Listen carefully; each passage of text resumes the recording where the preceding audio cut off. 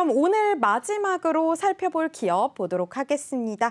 오늘 마지막으로 살펴볼 기업 JW 중해제약입니다.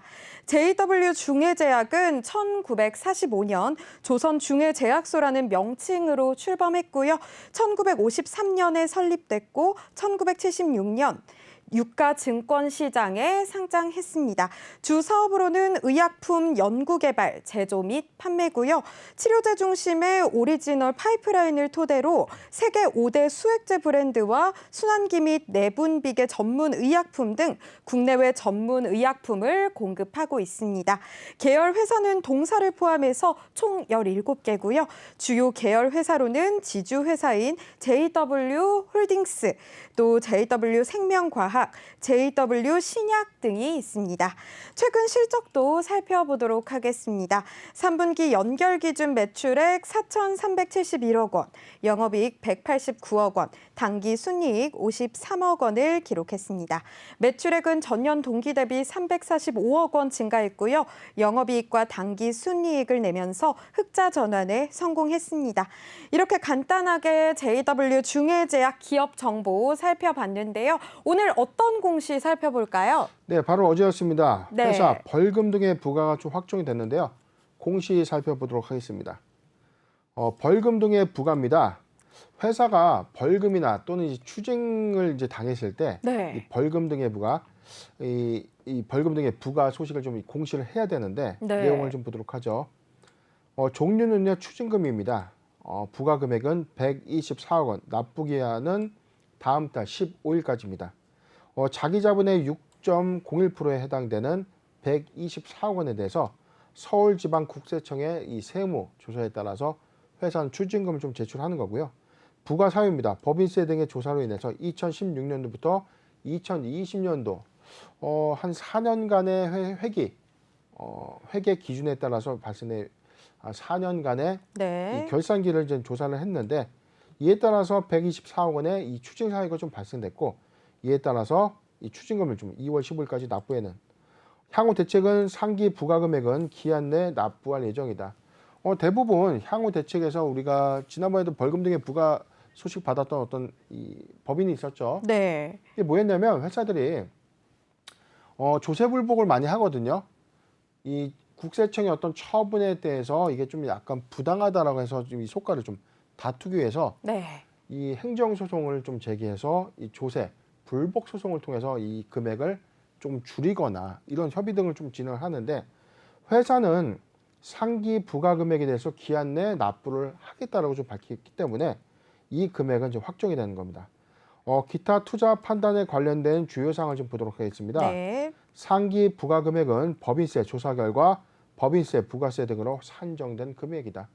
지금 법인세와 이 부가세 등 회사가 납부해야 될 이 세금 명목이 있지 않습니까? 이 금액에서 16년도부터 2020년도까지의 이 회계기수 안에서 납부해야 될 부분에 대해서 124억 원이 좀 덜 납부가 됐다라고 서울지방국세청에서 좀 이 판단을 하게 된 것이죠. 네, 보통 기업이 어떤 경우에 이렇게 추징금을 부과받게 되는지 궁금해요. 예, 모든 이 법인들은요. 정기 또는 이 수시 세무조사를 좀 받게 됩니다. 예, 기업에 따라서 뭐 타겟이 돼서 좀 들어오는 건 아니고 아무리 깨끗하게 투명하게 잘 사업을 해도 정기 세무조사하는 게 좀 있고요.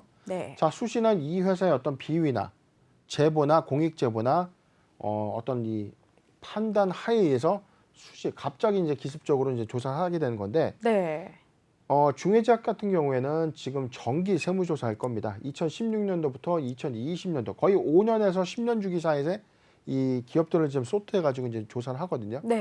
그래서 회계 처리가 좀 잘못됐는지 회사의 과세 표준이라고 해서 세금을 내야 되는 요건에 해당되는 부분들이 조금 더 반영되지 못했는지 좀 살펴보는데 가령 이런 겁니다. 쉽게 말씀드려서 만약에 제가 A 회사에 열심히 근무를 하고 있어요. 그런데 그 회사에서 제가 뭐 야근도 하고 뭐 열심히 일을 했을 거 아닙니까? 그런데 회사 업무와 관련된 식대와 교통비들은 비용으로 인정을 받아야 되겠죠. 왜냐하면 회사의 순수한 일을 했기 때문에. 근데 제가 사적인 이 지인들과 밥을 먹었어요. 밥을 먹고 야근을 한 것처럼 경비를 정산받는다면 이건 어떻게 될까요?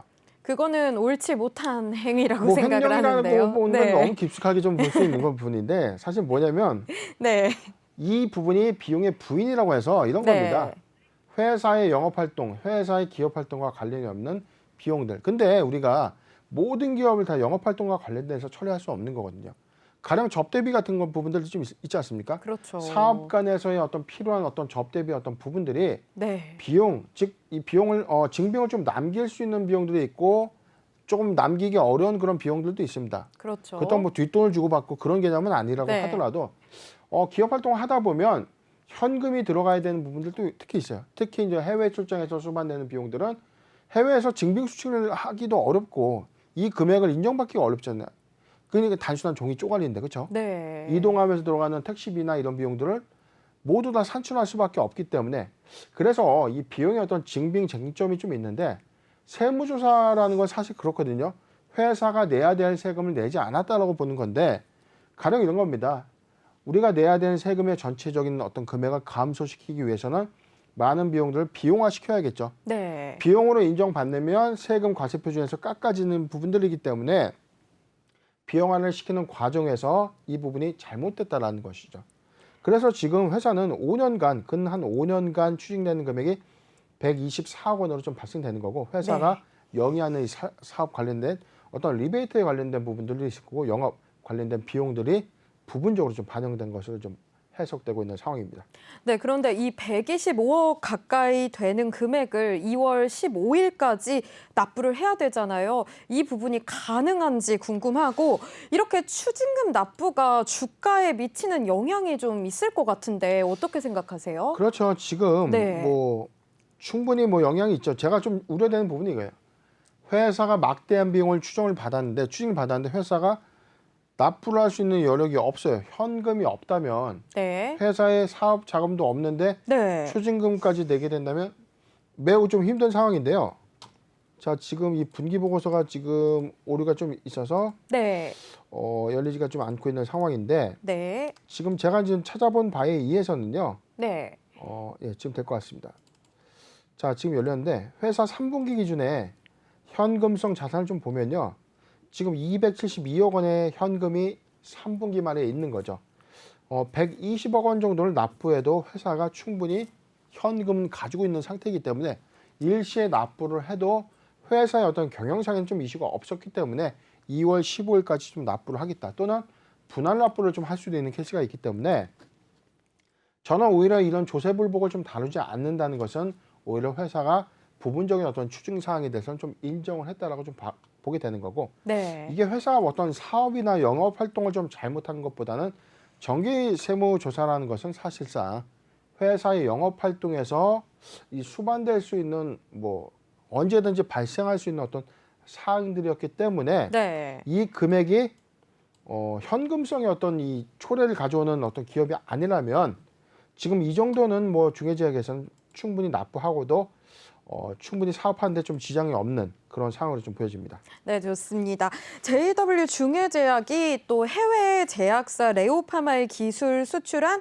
아토피 피부염 치료 신약이 글로벌 임상 2상에 진입을 했잖아요. 앞으로 기대를 해봐도 괜찮을까요? 그렇죠. 이 회사는 지금 네. 아토피 관련 파이프라인이 지금 기술 수출이 좀 돼 있는데 이게 임상 2상에 돌입하면 아까 나와 있던 레오파마죠. 네, 레오파마가 네. 비용을 부담해서 임상 2상과 3상을 수행하게끔 돼 있습니다. 네. 그리고 마일스톤 계약이기 때문에 임상 2상의 성공 요건이 돌입하게 되면 부분적으로 단계별 성과를 받게 되는 거죠. 네. 그래서 지금 이 비밀 유지 계약 때문에 얼마 정도 받을지 추산할 수는 없는데 최초 공시에서는 지금 전체 금액이 4,580억 원이기 때문에 임상 2상에 돌입된 어떤 마일스톤 부분을 우리가 좀 환산했을 때는 뭐 이게 200억 수준은 좀 아니고 그렇죠. 상당한 수준의 어떤 마일스톤이 2022년도부터는 좀 예상되는 부분이기 때문에 사실상 지금 회사가 120억 원에 대한 추징은 좀 있지만 네. 마일스톤 계약 부분이 실적이 좀 반영된다면 회사에 현금이 유입될 수 있는 어떤 좋은 이 단기 모멘텀으로 작용될 수 있는 가능성이 큽니다. 네, 그리고 이 아토피 피부염 신약뿐만이 아니라 나파 모스타트 그리고 코로나 치료제 관련주로도 주목을 받았잖아요. 현재 이 부분은 좀 어느 정도 진행이 됐나요? 네, 이 부분은 좀 제가 차트를 좀 보면서 말씀드리겠는데요. 네. 자, 2020년도 코로나19가 네. 확산되는 시점에 이 회사 기준 주가를 대충 보면 23,000원에서 지금 25,000원 부근에 형성돼 있던 이 주가가 네. 나퍼모스타트 관련주로 편입이 되면서 주가가 단기에 43,000원까지 급등을 했었죠. 코로나19 치료제의 효과가 있다라는 겁니다. 근데 나퍼모스타트의 계열 관련된 이 제품을 중해제약이 취급을 하고 있거든요. 네. 관련주로 좀 편입이 됐는데 당시에 우려스러웠던 사항들이 이런 겁니다. 아직 치료제가 시판되기도 이전인데 기대감만 갖고 주가가 벌써 급등을 한 이력이 있죠. 이후에 관련된 사항들이 나오지 않다 보니까 전고점을 해서 지금 형성된 주가의 부분을 보면 코로나19의 이전 상황까지 주가가 떨어진 것을 볼 수가 있는 상황이죠. 그렇죠? 네.